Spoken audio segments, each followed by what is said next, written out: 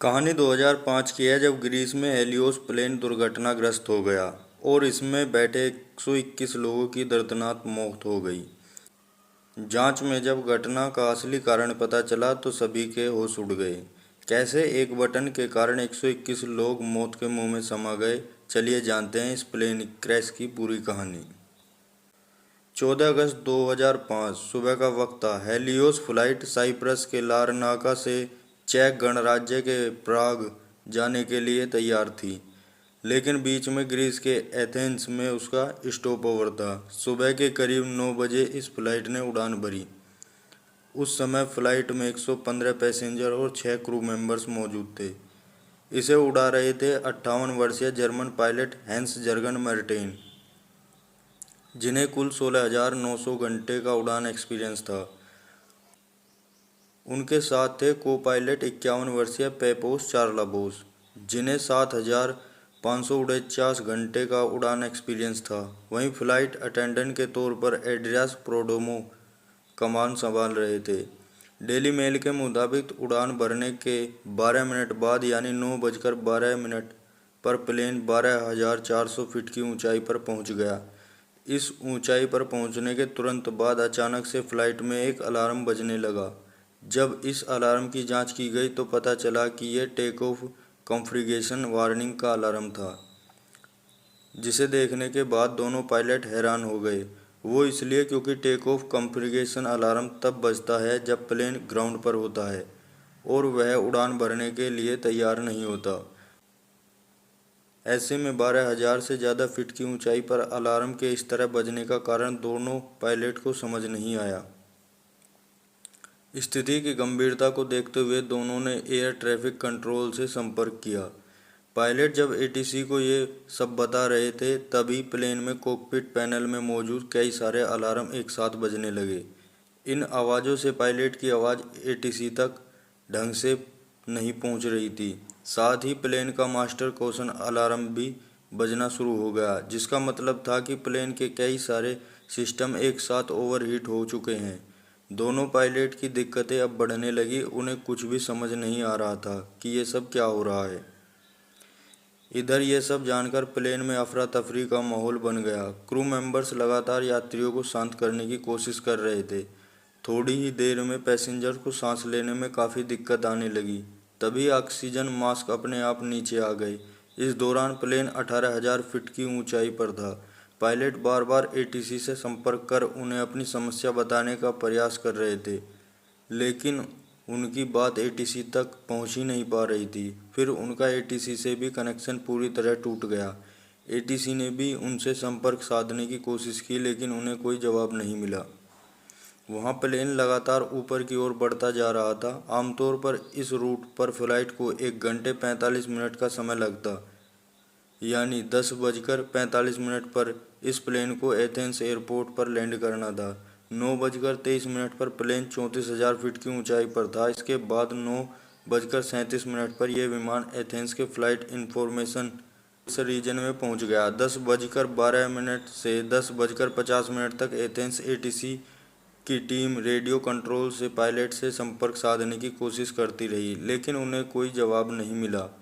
अब 10:45 हो चुके थे, लेकिन प्लेन अभी तक लैंड नहीं किया था। कुछ अनहोनी की आशंका के चलते ग्रीस अधिकारियों ने अपने 2 सबसे बढ़िया F-16 फाइटर जेट को इस विमान को ढूंढने के लिए भेजा। कुछ ही देर में इन फाइटर जेट ने हेलियोस फ्लाइट को ढूंढ लिया। इनमें से एक फाइटर जेट इस विमान के बेहद करीब भी आ गया, ये देखने के लिए कि आखिर अंदर चल क्या रहा है। उन्होंने देखा कि प्लेन में को पायलट की सीट पर कोई नहीं बैठा है। वहीं मैन पायलट अपनी सीट पर बेसुध हालत में पड़ा हुआ है। फिर ये फाइटर जेट पीछे गया, वहाँ से प्लेन के अंदर के हालात का जायजा लिया। लेकिन फाइटर जेट के पायलट के लिए हैरानी की बात यह थी कि किसी भी पैसेंजर ने मुड़कर उनकी तरफ नहीं देखा। किसी भी पैसेंजर की तरफ से उन्हें कोई रिएक्शन नहीं मिला।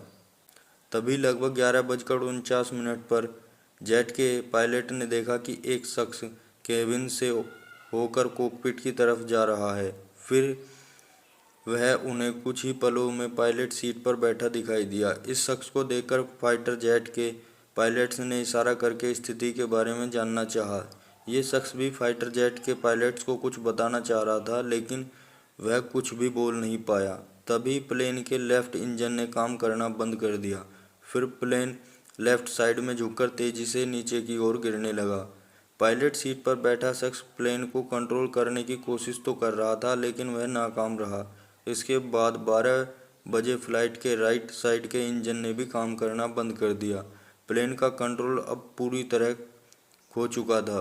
फिर 12:04 में प्लेन एथेंस से 40 किलोमीटर दूर जाकर ग्रोमोटिका की पहाड़ियों के पास क्रैश हो गया।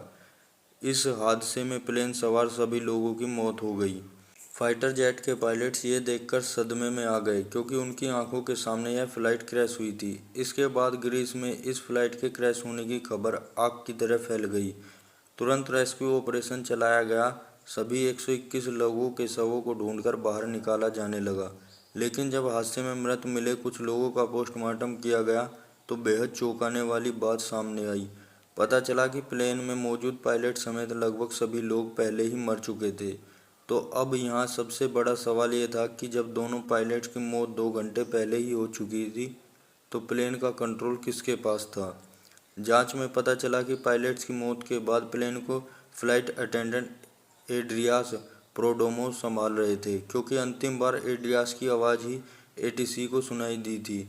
उन्होंने मेडे मेडे कहकर करीब 5 बार मदद की गुहार लगाई थी।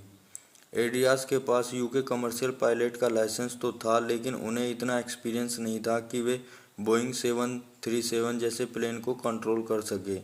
लेकिन बावजूद इसके प्लेन को वह घनी आबादी से दूर ले जाने में कामयाब रहे। जरा सोचिए, अगर यह विमान घनी आबादी वाले इलाके में क्रैश होता तो क्या होता। एक्सपर्ट ने इस घटना की वजह जानने के लिए जांच शुरू की। प्लेन लेफ्ट साइड में क्यों झुक गया था? इसे लेकर पता चला कि प्लेन के लेफ्ट साइड का फ्यूल खत्म हो गया, लेकिन अभी भी इस हादसे की जड़ तक पहुंचना बाकी था। तभी एक इन्वेस्टिगेशन ऑफिसर की नज़र कंट्रोल पैनल के एक बटन पर पड़ी। ये बटन था प्लेन के प्रेशर को सेट करने का। इस बटन को देखते ही इन्वेस्टिगेशन ऑफिसर को सब समझ आ गया कि कैसे यह हादसा हुआ। दरअसल प्रेशराइज बटन एक पूरे जहाज में हवा का प्रेशर कंट्रोल करता है। इसी से बाहर के इंजन बाहर की हवा को थोड़ा थोड़ा करके अंदर भी भेजते रहते हैं, ताकि प्लेन के अंदर बैठे लोगों को ऑक्सीजन मिल सके। आमतौर पर इस बटन को ऑटोमेटिक मोड पर ही रखा जाता है। कभी इसे मैनुअल किया भी जाता है, तो पायलट और को पायलट को इसका ध्यान रखना पड़ता है। फिर जांच आगे बढ़ी तो हादसे के मुख्य कारण भी पता चले। दरअसल जब ये जहां अपनी रूटीन सर्विस के लिए गया हुआ था, तो वहां सर्विस करने वालों ने इसके प्रेशराइज बटन को मैनुअली मोड पर डाल दिया। प्लेन उड़ाने के समय दोनों पायलट्स का इस ओर ध्यान ही नहीं गया कि बटन ऑटोमेटिक मोड पर है ही नहीं, बल्कि वह मैनुअल मोड पर है। इसके कारण प्लेन में ऑक्सीजन की मात्रा धीरे धीरे घटने लगी और विमान में बैठे लोगों की बेचैनी बढ़ने लगी। वो सांस नहीं ले पा रहे थे। पायलट ने इसका कारण जानने की कोशिश की, लेकिन इस बटन पर उनका भी ध्यान नहीं गया। फिर कॉकपिट में भी ऑक्सीजन का लेवल कम हो गया, जिससे दोनों पायलट बेहोश हो गए। वहीं सभी यात्री और क्रू मेंबर्स भी धीरे धीरे बेहोश होने लगे। फिर ऑक्सीजन न मिलने के कारण लोगों ने दम तोड़ दिया। प्लेन इसके बाद ऑटो पायलट मोड पर ही एथेंस की तरफ बढ़ता गया, लेकिन एक शख्स अभी भी जिंदा था। वो थे फ्लाइट अटेंडेंट एड्रियास प्रोडोमो। दरअसल एड्रियास एक स्कूबा ड्राइवर भी थे, इसलिए उन्हें काफ़ी देर सांस रोक पाने का अनुभव था, लेकिन ऑक्सीजन न मिलने के कारण उनकी भी हालत कुछ समय बाद खराब होने लगी। फिर भी जैसे तैसे उन्होंने प्लेन को कंट्रोल करने की कोशिश की, लेकिन दुर्भाग्यवश वे इसमें सफल नहीं हो पाए और प्लेन क्रैश हो गया।